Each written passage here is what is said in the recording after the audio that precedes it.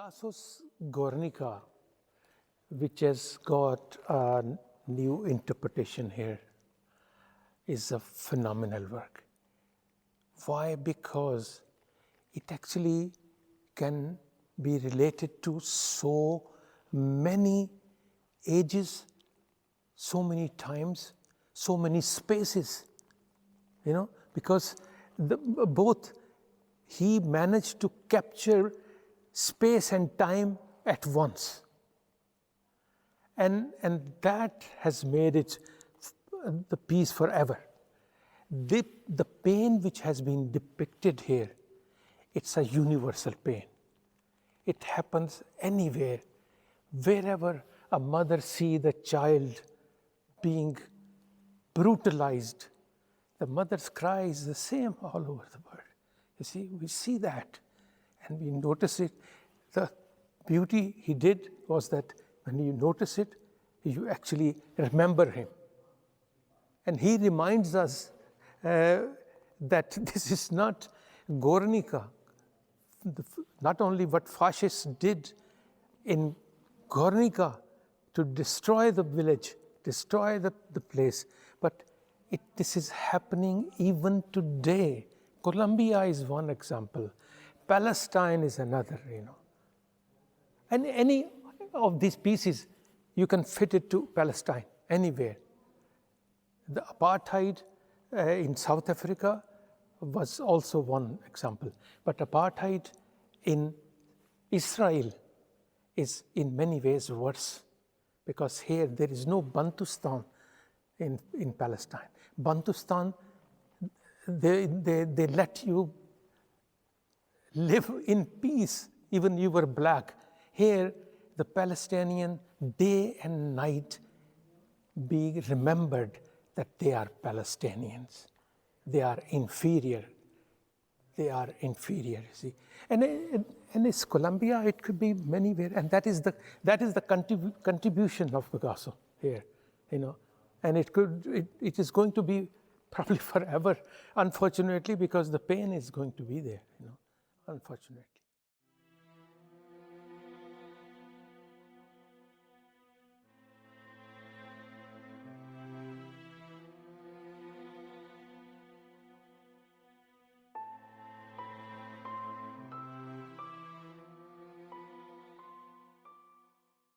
One of the first international struggles besides South Africa, which we immigrants actually brought it up in the center of this country. On Karl Johan, you can't be more central than that. It was the struggle for Chilean people. People used to sing Victor Jara and shout slogan against Pinochet. Latin America group kept this struggle alive for many, many years. Really a huge thank to all the activists who now have become papas and mamas and are involved in so many other things, but they kept this struggle alive in the 80s very, very much. There is a very strange paradox today, that the shift of attention, which was very much on Latin America in the 70s and 80s, has been shifted now to the Middle East. And the reason is actually the same. Reason is not different. It's the imperialism who destroyed Latin America, and it's imperialism who's destroying the Middle East. You see, everybody knows the benefits and all the ugly opportunities they had to stole everything from the Middle East, but nobody did anything actually for that. So it's actually, I would very much like to see something on the Middle East, just like this piece tells about Latin America. Because of the group who had been fighting was very strong. throughout these years.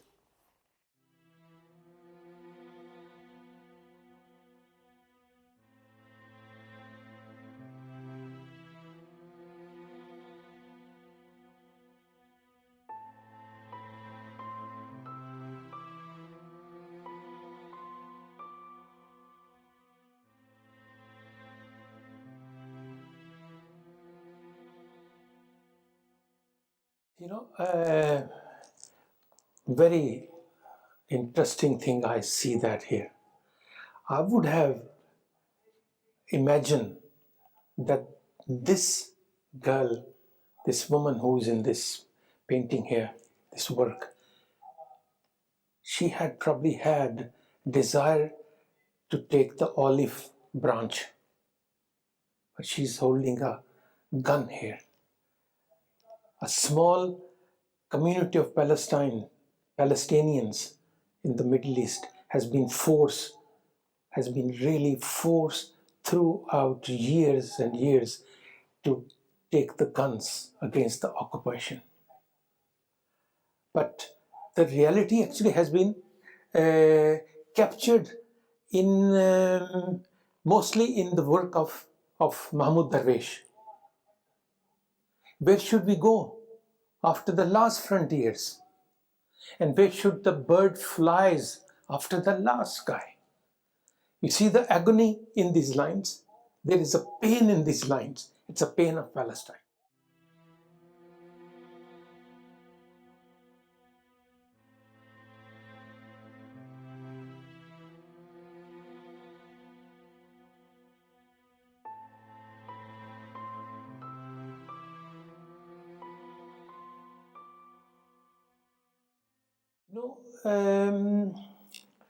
Milan Kundera once said that the struggle of democracy against the dictatorship is a struggle of memory against forgetfulness. And here we see the memory of migration. Migration is one of the most painful and probably most giving phenomena we have seen throughout the centuries, throughout the time immemorials. It has been over there, and it's going to be there. It's just that in this society, in Norway, we pretend that it is probably there today, tomorrow it will be gone. It will be there tomorrow as well, because the migration is going to continue. Migration happens because people just move whenever there is a need for that. And it's important that somebody, the artist, keep us reminding about these memories. That's the very important, and that's the work of art. Art actually manages that to help us to forget against, to help us to fight against forgetfulness. And Gitte personally was an amazing person. I remember her moving from place to place in Oslo. She was a part of the pockets of resistance. I used to be in one pocket of resistance. She used to come for a cup of coffee. She was moving to another pocket of resistance, another pocket of resistance in the city. And these are the pockets which are keeping the word alive in a sense. The soul of the word is alive in that struggle, from the struggle which is coming out of those pockets around the world, all over.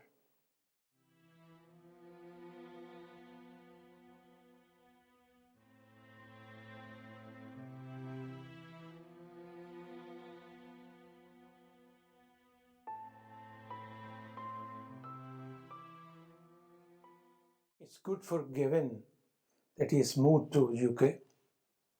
It's bad for Oslo. We missed him. He has been a very strong, active voice in the city of Oslo. You see, the silence, which is the core of this work is a very important point, because most of the struggles, they suffer from being silenced, because they, as if they don't exist. Luckily, South Africa eventually got so many artistic community around the world to show the solidarity toward with them. There was a period, a long period, where they used to fight very much alone. But world realized that. Kevin has been making us to remind that struggle. The silence, which is the theme of this, is the most killing part of any struggle. It has happened in Latin America, to silence the thing. But we had in South Africa also